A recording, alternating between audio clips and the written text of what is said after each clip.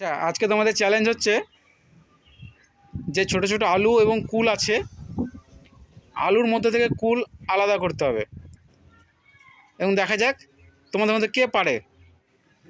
1 2 3 start.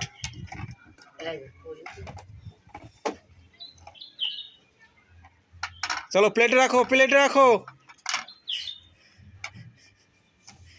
আলু প্লেটে রাখলে কিন্তু চলবে না। আচ্ছা দেখা যাক রেবুর প্লেটে কি কি আছে।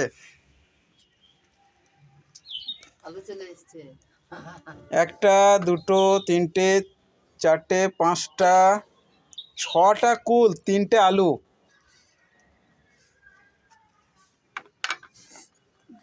এই প্লেটে চারটে কুল আছে।